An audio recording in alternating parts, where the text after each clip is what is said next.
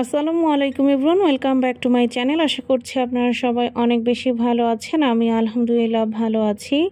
এটা ছিল গিয়ে ঈদের দিন বিকেল বেলা। তো ঈদের দিন বিকেল বেলা আমরা একটু বাহিরে ঘুরতে বের হয়েছিলাম। তো বিকেল বলতে একদমই শেষ বিকেলের দিকে, এবং আমরা চলে এসেছিলাম গুলশান 2-এ, এবং এই রংপুরের যে চায়ের স্টলটা দেখতে পাচ্ছেন, তো এখান থেকে আমরা একটু চা খেয়ে নিচ্ছিলাম। আর এদিকে জারির চা খাওয়া দেখে সে চকলেট খাওয়ার জন্য বায়না ধরেছে, কিন্তু আশেপাশে আসলে তেমন কোনো চকলেটের ভালো কোনো দোকানই ছিল না। তো আমি জারিফকে বলতেছিলাম যে চা খেয়ে তোমাকে চকলেট কিনে দিব, কিন্তু সে কিছুতেই শুনতেছিল না। তো পাশে খুবই ছোট্ট একটা স্টল ছিল, ওখান থেকে ছোট ছোট চকলেট মেবিও কিনেছিল পরে। তো যাই হোক, চা খেয়ে ওখান থেকে ওই গলিটার ঠিক পরের গলিতে আমরা এখন চলে এসেছি, এবং এখানে এসে দেখছিলাম যে উঠের দুধেরও চা পাওয়া যায়, কিন্তু আমরা তো এমনিতেই চা খেয়েছি, আর উঠের দুধের চাটা অনেক এক্সপেন্সিভও ছিল। তো সব কিছু মিলিয়ে উঠের দুধের চা আর আমরা আজকে ট্রাই করিনি, আর আসলে ইচ্ছাও করতেছিল না, কেমন জানি একটা অন্যরকম ফিলিংস হচ্ছিল, জানি না কেন। তো যাই হোক, পাশেই জারিফের বাবা আমাকে আবার দেখাচ্ছিল যে দেখো সাদিক এগ্রোর সেই রেস্টুরেন্টটা। এর আগে আসলে আমরা এই রেস্টুরেন্টটাতে অনেকবার আসতে চেয়েছি। এটা গিয়ে একটা সিরিয়ান রেস্টুরেন্ট। তো আপনারা তো অলরেডি সিরিয়ান একজন শেফকে দেখতে পাচ্ছেন আমার ভিডিওতে।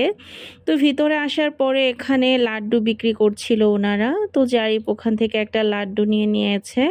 আমি আর জারিফের বাবা আমরা কেউই মিষ্টি ট্রাই করিনি, কারণ কিছুক্ষণ আগেই চা খেয়েছি, আর আসলে দুপুরে আজকে যেহেতু বেশ রিচ খাওয়া হয়েছে, তো আমাদের আসলে একদমই ক্ষুধা ছিল না। তো যেহেতু এই রেস্টুরেন্টটাতে আমাদের আগে থেকে আসার ইচ্ছা ছিল, তো জাস্ট ওনাদের খাবার খেতে কেমন, তো সেটাই দেখার জন্য আমরা একটা শর্মা অর্ডার করেছিলাম। ওনাদের বিফ স্পেশাল যে শর্মাটা হয় ওটাই আমরা অর্ডার করেছিলাম, কিন্তু আমাদের একটা ভুল হয়েছিল যে আমরা যদি নর্মাল শর্মাটা অর্ডার করতাম তাহলে বোধহয় ভালো হইতো, কারণ বিফ স্পেশাল শর্মাটা অনেক বড় ছিল, আমাদের দুজনেরই খেয়ে শেষ করতে খবর হয়ে যাচ্ছিল, কারণ ওই যে বললাম আমাদের পেটে একদমই ক্ষুধা ছিল না। আর ওনাদের নর্মাল যে শর্মাটা হয়ে থাকে ওটা আসলে খুবই পাতলা ক্রাস্টের হয়ে থাকে, আর স্পেশাল এটা ছিল একটা বানের মধ্যে। তো শর্মাটা আসলে অনেক মোটা ছিল, তো এই জন্য আমাদের কাছে খুব একটা ভালো লাগেনি। মনে হয়েছিল যে ওই রুটিগুলোর মধ্যে যদি শর্মাটা হইতো তাহলে খেতে দারুণ হইতো। তো তারপরে ওনাদের শর্মা কিন্তু অনেক মজা, মেইনলি ওনারা শর্মার জন্যই ফেমাস। এছাড়া ওনাদের ওখানে আরও কিছু আইটেমও হয়ে থাকে, ইনশাল্লাহ নেক্সটে গেলে আমরা ট্রাই করব। তবে ওনাদের লাবাংটা আমাদের কাছে খুবই ভালো লেগেছে, আমরা 2টা লাবাংও নিয়েছিলাম। লাবাংটা খুবই মজা, আর আসলে রিচ কোনো খাবার খাওয়ার পরে লাবাং টাইপের খাবার খেতে বেশ ভালোই লাগে। আর ওনাদের শর্মার আসলে ভিতরের স্টাফিংটা খুবই মজা ছিল, আর ওনারা শর্মাটা খুব সুন্দরভাবে ডেকোরেশনও করেছিল। এখানেও ওনারা টমেটো দিয়েছিল, লেটুস পাতা দিয়েছিল, তারপরে 2 ধরনের পিকেল দিয়েছিল।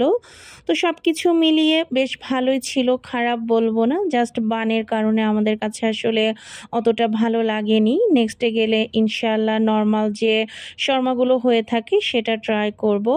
আর এদিকে ওই রেস্টুরেন্ট থেকে বের হয়ে পাশে আরও একটা রেস্টুরেন্টের সামনে দেখি যে প্রিন্স মামুন ভাইয়া বসে আছে।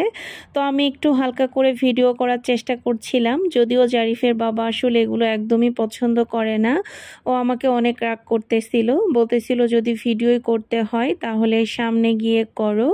জারিফের বাবা মেইনলি আমাকে ওনার সাথে কথা বলতেছিল, কিন্তু আমার আসলে একটু লজ্জা লাগতেছিল যে গিয়ে কি বলবো, তো সেজন্য আর কথা বলা হয়নি। তো তারপরে আমরা এখন বাসার দিকে ফিরে যাচ্ছিলাম, আর এখন একটু হাতিঝিলে এসেও দাঁড়িয়েছিলাম। তো এখানকার পরিবেশটা দারুণ ছিল, আর এটাই ছিল আমাদের ঈদ। তো আমাদের ঈদ আলহামদুলিল্লাহ অনেক ভালো কেটেছে। আপনাদের কেমন কেটেছে অবশ্যই জানাবেন। সবাই ভালো থাকবেন। আল্লাহ হাফেজ।